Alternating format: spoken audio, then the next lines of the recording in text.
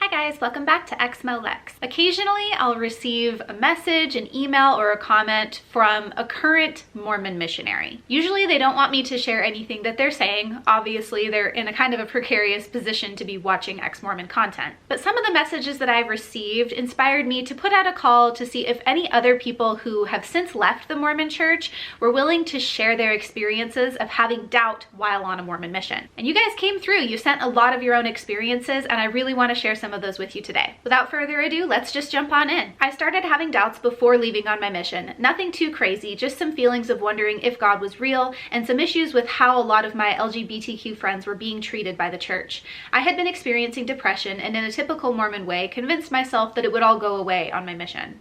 These sad feelings and doubts of whether God was even there would surely go away once I had the Spirit with me and once I was out serving God on a mission. Surely then my doubts would go away and it would be just as amazing as my two older siblings' missions were. But then I got out on my mission. I didn't feel God any more than I did beforehand, but now I had to follow the rules and have another person who was actually sure they wanted to be here watching me 24/7.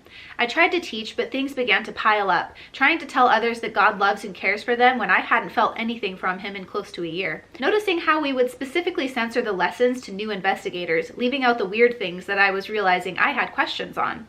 I dug into the scriptures for answers and begged God for me to feel something, anything, to know he was there. My depression spiraled and it got worse and worse. How could I keep teaching people about God when I had this slowly growing pile of things that didn't add up, questions Bible bashers would ask that didn't have answers, questions about the priesthood ban and the LGBTQ policies that didn't fit with the God I was taught to believe in? Watching my companion teach knowing that I knew the scriptures and doctrine better and could teach them more concisely, but that he actually believed and wanted to teach people. But above all, how could I look an investigator in the eye and tell them God knew and cared about them when he had completely abandoned me? The pressure of being forced to teach things I was conflicted about, the certainty that my family would judge me for coming home early, but not being able to bear one more day came to a head. All the cognitive dissonance and the depression and the stress, I got very close to making an attempt on my life. Getting that close freaked me out and I got in touch with the mission president to get me in contact with the mission therapist. He sucked, was a terrible therapist, but he told me to look at service missions.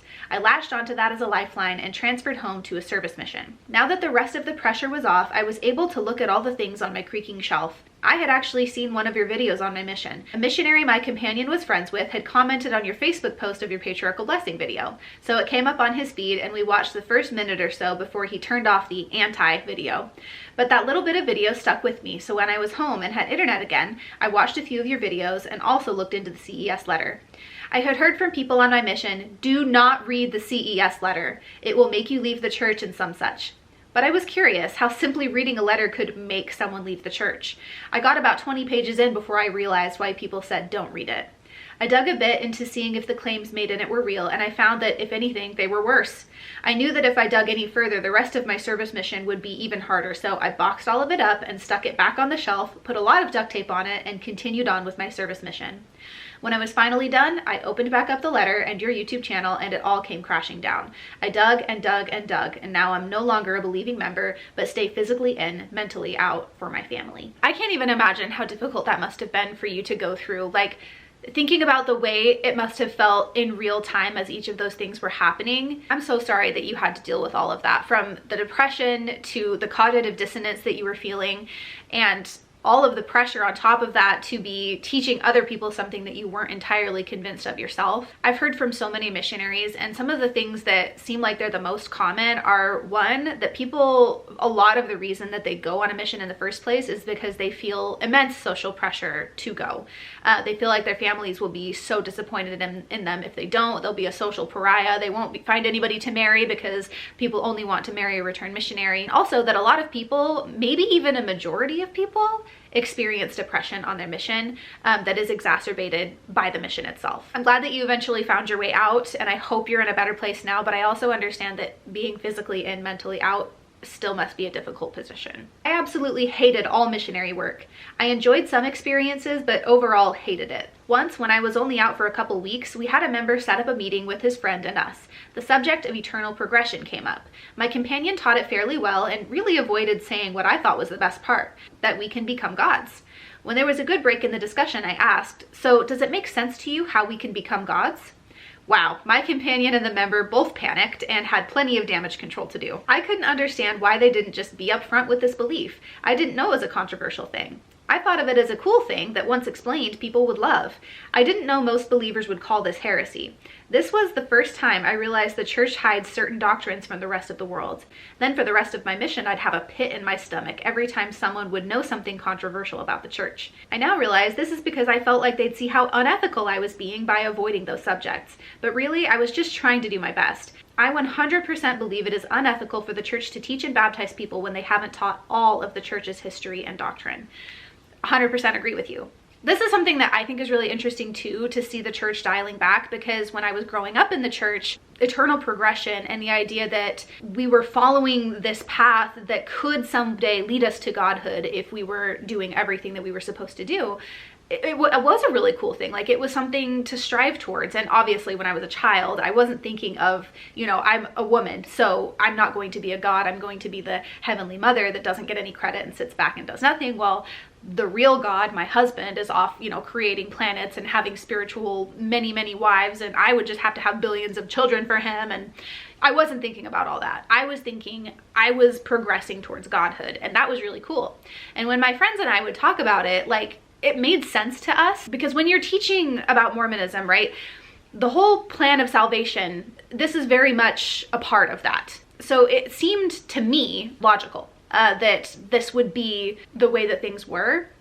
Because if you think about, at least for me, if I thought about this sort of belief system but left progression to godhood out of it, I didn't see how heaven would be really all that great. If we get to heaven and everything is just perfect and we've learned everything that we can learn and we've done everything that we can do, what else is there? But the idea of godhood being thrown in there, the idea that we continually progress and that, you know, we become better and better and we learn more and more and we have children and we create and we're doing all of this stuff, that to me seemed way more like heaven than the idea of making it to heaven but not progressing any further. So it is very interesting now to see how the climate has shifted with that specific belief, and how even if you talk about it, there will be Mormons. Like, if I make a video where I talk about it, there will be Mormons that get on and argue with me and say that that's not a thing. And I'm like, that was normal. That was accepted. All of the people around me agreed with that when I was a member of the Mormon church, and I only left, what, 6 years ago? Anyway, very interesting. And I think it's really interesting that that is the thing that initially caused you to doubt while on a mission, because I think that I would have had the same reaction. If I had known that that was controversial, or it had become controversial, I would have very much questioned that as well. I had someone who was in the process of joining the church explain to me his struggle with the idea of the temple and tithing. Tithing wasn't required, strictly speaking, as he wasn't making hardly any money.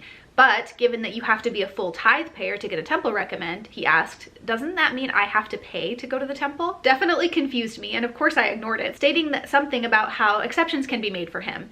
But the line of thinking stuck with me. When I personally had the ability to pay tithing, if I chose not to, I could no longer go to the temple. It effectively means that you have to pay to go to the temple, which runs counter to nearly everything the church teaches about the temple. I didn't know about the shelf concept for those questioning their faith, but this definitely was one issue I placed on mine for a while. I think that this has to be a pretty common one once people really start thinking about it that way. It never crossed my mind to think of it that way when I was a member of the church, that you have to pay to go to the temple. But once I was out and then started thinking about it, I was like, yeah, that you have to pay to go to the temple. It's funny that it never crossed my mind before, because there were times where I felt like I could not pay tithing. We were in such a tight financial spot. We were, you know, using WIC and food stamps and barely able to afford gas to drive the car and food and rent. And so we weren't paying tithing and we couldn't go to the temple during those periods of our lives. But that line of thinking still never crossed my mind. I think that people who are able to sort of connect those dots and think about it that way oftentimes do question, even if they shove that questioning down. On my mission in the exotic land of Cleveland, Ohio, I first delved deep in polygamy, and hearing about the priesthood ban started my shelf cracking. The constant companions I had who let power get to their heads, district and zone leaders thinking they were the law, and finding out there were tons of loopholes in the creation story left me shaken. After I got home, I went to my bishop in my singles ward about polygamy and racism, and he said that God works in mysterious ways and we need to trust him and his ways. I stood firm in the faith until 10 years later, 2020, when I stumbled across the gospel topic essays. From there, it spiraled and I left. My mission started my deconstruction, but it wasn't until the gospel topic essays that finally sealed my choice. I love that the church put the gospel topics essays out to sort of combat the misinformation about the church in the CES letter and things like it. And there are so many people who read the gospel topics essays and then started questioning the church for the first time. Because even when they try to wrap it up in a nice little bow, it's still terrible. I remember noticing on my mission that there was a certain type of missionary that was getting into leadership positions, and it was definitely not the spiritual ones like I believed. If the missionary did a lot of athletics in high school, came from a rich family, and was going into finance or law, they were invariably made leaders fast in the mission. That bothered me as someone who believed in the revelatory process. Missionaries I knew to be absolute dickwads were becoming APs, and the ones who I thought were very knowledgeable but perhaps geeky or not bro-y enough were never called. I have no doubt the same is true of the actual Mormon hierarchy, as missions are microcosms of the actual church. I totally agree with you on that. There's also something to be said about nepotism when it comes to the hierarchy of the church, because so many of those people over the course of the entire time the church has existed, so many of those people are related to each other. Like actually looking into which prophets and apostles are related and how shocked me. Even though I knew that like a lot of their names were similar, like they had the same last names, it never clicked to me just how much they were all related to each other until after I left the church, and that was shocking. But I agree, even like the smaller positions in the church, like not prophets and apostles, but people like bishops and stake presidents, they typically are like very successful in their jobs, and the jobs are like more white collar than blue collar. So I do think there's something to be said about that revelatory process really being more about how successful that person is when it comes to their job. One of the times I read through the Book of Mormon as a missionary, I came across a chapter where Mormon calls baby baptisms an abomination because children are innocent. I thought, wait, in the context of Mormonism, a deceased child is no longer innocent. They are a multi-billion-year-old spirit being that only lost their memories for a small bit, but now they have presumably gained them back. Or if they have not gained them back, once their date of death has passed the 8-year anniversary, they will have for sure passed the age of innocence on the other side. Either way, their innocent state will not last until the day of judgment and resurrection. So why do we not baptize deceased children for the dead in the temple? That's really interesting. I never thought of it that way. I asked this question to my mission president, and his response was, imagine how it would look for the church if they taught the innocence of children on one hand and then baptized them on the other. It was then that I learned the Mormon church absolutely cares about its appearances more than it cares about making doctrinal sense.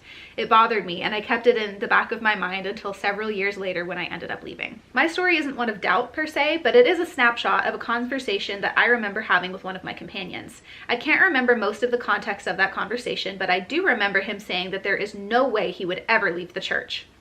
I also said that. I strongly disagreed, saying there is no way that he could know that for certain. I wish I could remember more of the conversation, but I think that there's always been a part of my mind that was open to the possibility of leaving the church, and so while transitioning out of faith still wasn't easy when it happened about 15 years later, it probably was easier for me than it would be for someone like him who was adamant that he could never leave it. I would love to hear in the comments if you were one of those people who either said out loud or had the thought, I could never leave the church, because that was absolutely me. I was that person that was like, never. It could never happen because I know without a shadow of a doubt that the church is true, so I could never leave no matter what. And here we are. Okay, I have not gotten through all of these stories, but I do want to go through them. So I think I'm going to do a part 2. This is starting to run long, but I want to share more of these stories. So maybe next week I will make a part 2 for this video and finish reading the rest of these stories. Thank you so much to anybody who shared their story. And if you want to share your story and haven't had a chance yet, I am going to be making a part 2. So go ahead and share it either in the comments here, or you can email me. My email is exmolex@gmail.com. Put something in the title of the email that's like missionary doubting stories or something like that, just so that I know what it is and I can sift through them easier. Would love to hear your guys' thoughts in the comments, as well as please leave your support for both these people and for the missionaries who are currently out serving and having doubts. You would be surprised how many emails I have received from current missionaries of the church who are watching my content. Of course, I haven't really shared many of those emails or the things that they've said because I would never want to divulge somebody's personal information or say anything that they wouldn't want shared. But I will say that there are missionaries out there who do not believe the church is true anymore, but they feel obligated to continue serving their mission so that they don't disappoint their families. Again, thank you to everybody who shared. Look forward to part 2 next week. Thank you for being here. Special thank you to my patrons for supporting the channel. I appreciate you all so very much. extra special thank you to Doug Davis for supporting at the Demon tier on my Patreon. If you guys would like to support the channel, there are links to do so in the description below. Thank you for being here, and I will see you next time. Bye!